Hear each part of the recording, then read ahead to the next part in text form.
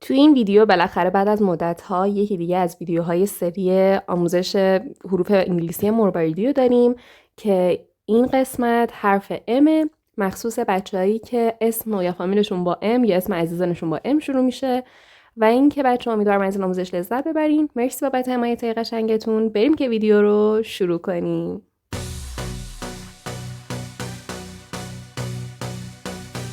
برای بافت این حرف من از تقریباً 200 عدد مهره پلاستیکی سایز 10 استفاده کردم. همچنین تقریباً از 10 متر نخ ماهیگیری شماره 5 و یک عدد حلقه زنجیر یا هر چیزی واسه این که تبدیل بشه به آویز. برای شروع تقریباً 2 متر نخ برمیدارین، 4 تا دونه مهره برمیدارین و میندازین داخل نختون. به این شکل چهارمی و یا همون آخری رو میارین سر یکی از نخاتون، توی دستتون نگه میدارین.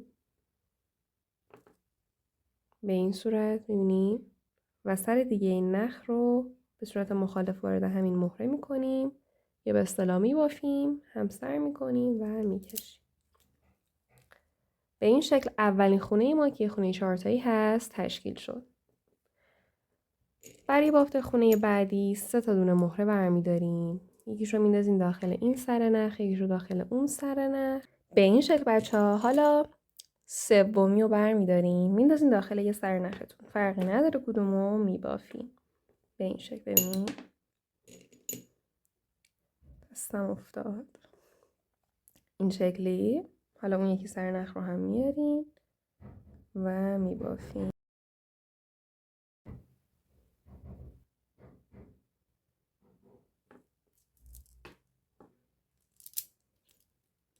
به این شکل هم از دومی خونمون که یه خونه 4 تایی هست. حالا روتین همین خونه دوم رو یعنی 3 تا دونه مهره بردارین، یکیش داخل این سرنخ، یکیش داخل اون سرنخ و با سومی ببافین.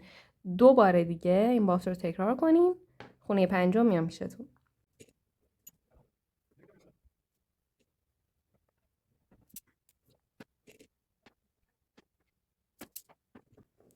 به این شکل بچه‌ها من همونجوری که می‌بینین خونه چهارم رو هم بافتم. الان خونه پنجم بچه اینجا 3 تا دونه مهرتون رو بیارین و بچه اینجا کل بافت رو با من برین که هیچ جایش رو اشتباه نکنین، بتونین دقیق ببافینش. الان اینجا 3 تا دونه مهرم رو برمی‌دارم و میندازم داخل این نخ سمت چپم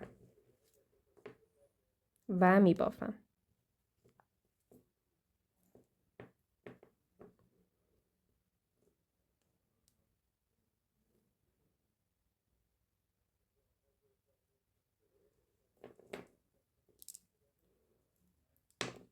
به این شکل اینجا پنجمین خونمون هم تشکیل شد. حالا اینجا چی کار میکنیم؟ اینجا بچه‌ها 2 تا دونه مهره برمی‌دارین و اینجا هر دوتا رو میندازین داخل این سر نختون که به سمت بالا هست.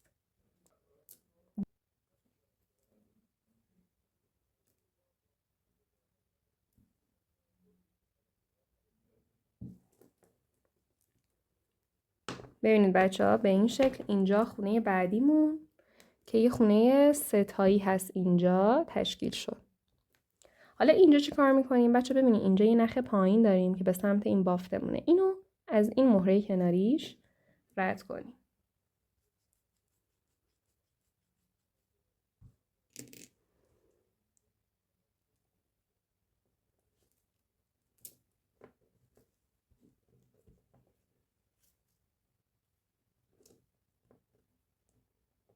حالا 2 تا دونه مهره برمی‌داریم و میندازیم داخل همین سر نخ و میبافیم. به این شکل.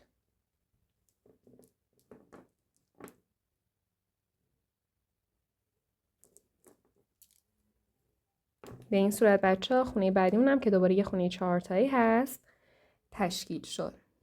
اینجا رو بچه‌ها دقت کنین. اینجا 4 تا دونه مهره بردارین و هر 4 تا رو بندازین داخل این سر نختون که دارم بهتون نشون میدم. به این شکل. حالا این آخری رو نگاه کنین. الان 4 تا دونه مهره انداختین. این آخریه رو اینجوری سر نختون رو بیارین، همین سر نخ رو، و از این انتهاش رد کنین به این سمت. دقیقا هر کاری که دارم میکنم و انجام بدین و بکشین. به این صورت اینجا یه خونه 4 تایی تشکیل شد. میبینینش اینجا به صورت مجزا و الان بافتتون به این شکل هست.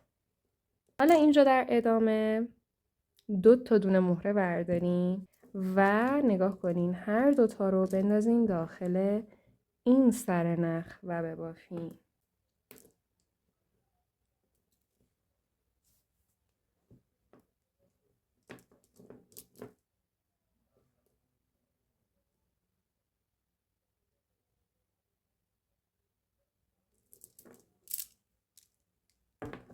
ببینید بچه‌ها به این شکل الان بافتمون اینجوری شد. این یه خونه 4 تایی دیگه هم تشکیل شد. الان اینجا چی کار میکنیم؟ اینجا 3 تا دونه مهره برمیدارین، هر 3 تا رو میندازین داخل این سر نخ و میبافین.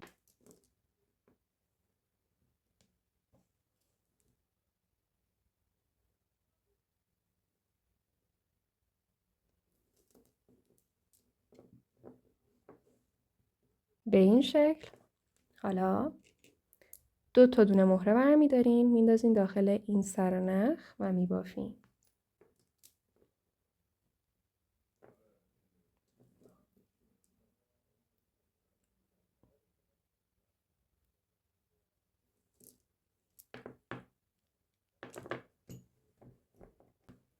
به این شکل بچه‌ها این خونه 3 تاییمون تشکیل شد. حالا اینجا چی کار میکنیم؟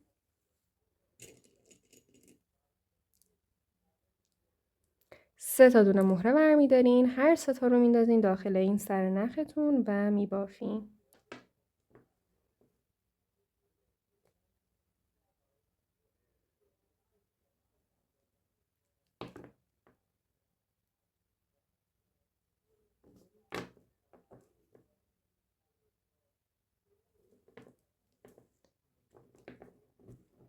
خیلی خوب، به این شکل این خونه 4 تایی تشکیل شد. حالا چیکار میکنین؟ حالا اینجا این نخ پایین رو از این مهره کنارش رد میکنین.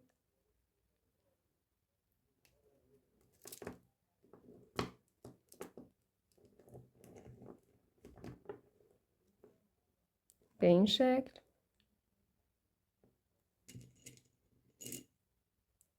2 تا دونه مهره برمیدارین، میندازین داخل نخ بالا و میبافین.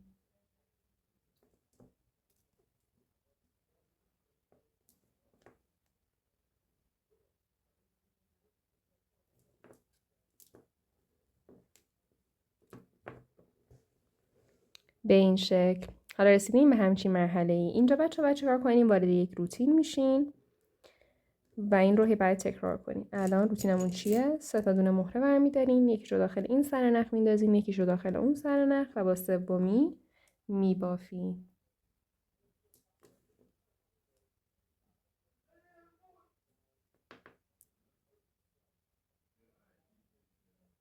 به این شکل.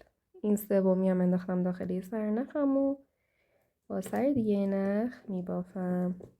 به این شکل. حالا روتین همین رو 2 تا دونه دیگه خونه ادامه میدم، یعنی دقیقا همین روتین رو دوباره دیگه تکرار میکنم.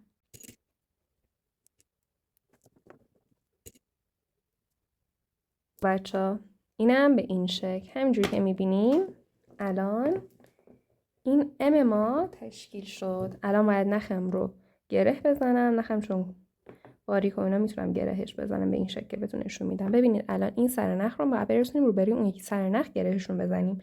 پس این سر نخم رو از این مهره رد میکنم.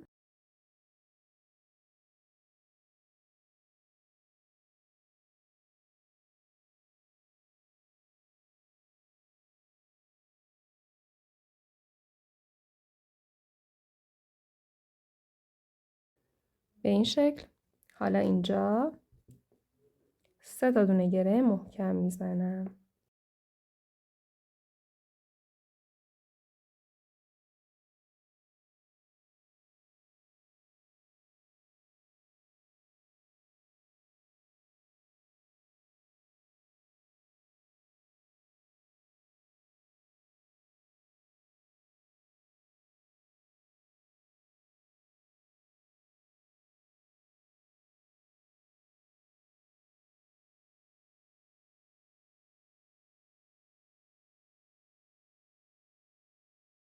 حالا ببینین اینجا گره رو یک از سر این نخ رو وارد همین مهره میکنم تا این گره واردش بشه و دیگه توی بافتم پیدا نباشه.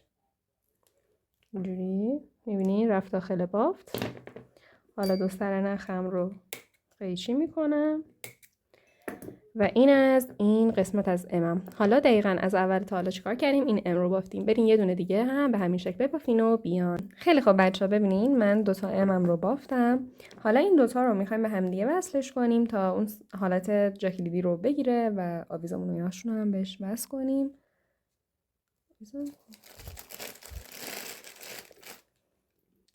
خیلی خب برای این کار تقریبا دوباره 2 متر نخ من جدا میکنم و بچه‌ها اینو قراره این شکلی بذارین روی این در انتها قراره یه همچین شکلی باشه ولی اینجا دیگه بود و اینا قراره بگیره.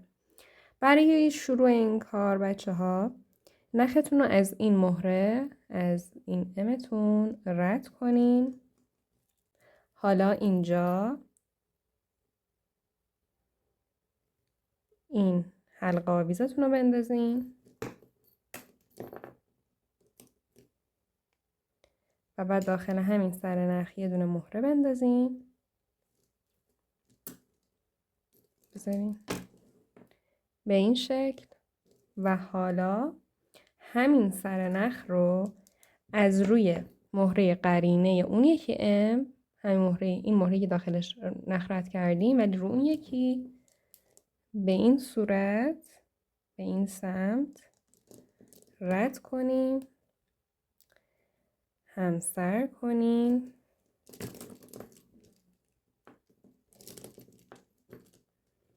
به این شکل میشه. حالا اینجا با یه دونه مهره ببافیم.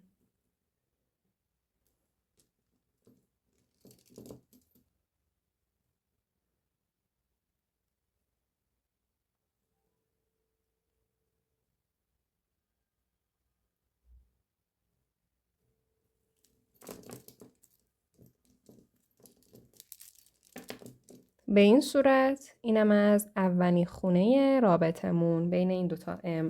حالا در ادامه وارد یک روتین میشیم بچه‌ها به این شکل که این روتین که این نخ سمت چپ و راست رو میبینین هر دفعه از مهرهای کناریشون رد میکنین که اینجا این دوتا مهره واسه هر سر نخ من هست.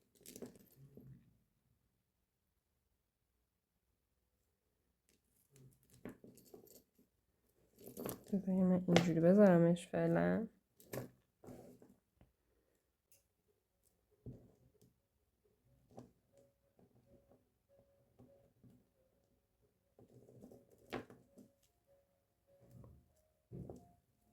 به این شکل و بعد با یه مهره میبافیم.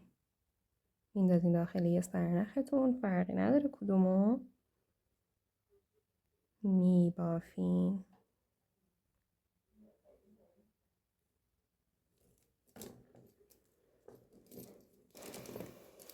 به این شکل بچه‌ها. حالا هی باید هر دو سرنخ رو مهرهای کناریشون رو پیدا کنین و این بافت رو ادامه بدین. فقط این سر ام یکم مهرها همین جایی که الان داره میبافیم یکم مهرها از هم یعنی فاصله دارن به خاطر مثلا این بافت خونه‌های ستایی. الان مثلا اینجا نخ سمت چپ و راست رو از این دوتا مهره بعد که بافتین از این دوتا مهره این خونه‌های ستایی هر دو طرف و همین شکلی ادامه میدین بافتتون رو. خیلی خوب من همین شکلی میرم بافتم رو ادامه میدم. اینجا کل این دور رو دورگیری میکنم. به این انتها رسیدم میام که بهتون بگم چجوری بافت رو به اتمام برسونیم. خیلی خب بچه‌ها من اینجا رو دور زدم. الان رسیدم دوباره به این نقطه شروعم. اینجا بچه‌ها ببینین توی همچین موقعیتی هستم نخ سمت چپ و راستم رو رد کردم. الان اینجا نگاه کنین یه اتفاق میفته. من یه دونه مهره میندازم بافتم رو که انجام میدم فقط ببینید چی میشه. دین انگار اینجا بافتمون تموم شد در صورتی که الان اینجا این خونه آخریمون صرفا مهرهاش کنار همدیگه قرار گرفتن و اتصال نخی بینشون نیست. الان اینجا من این سرنخ رو از این سه تا مهره رد میکنم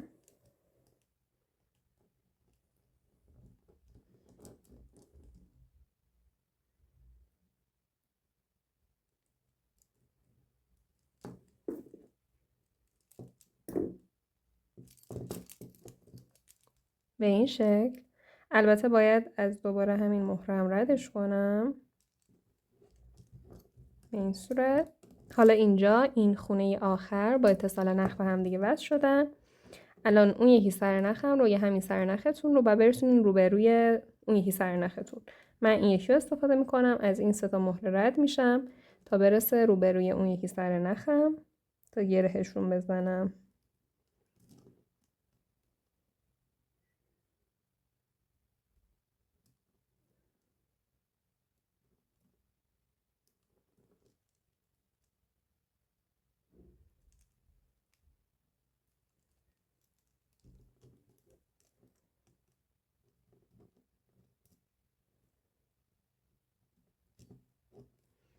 به این شکل. حالا این 2 سر نخ رو به هم دیگه چند تا دونه گره میزنیم.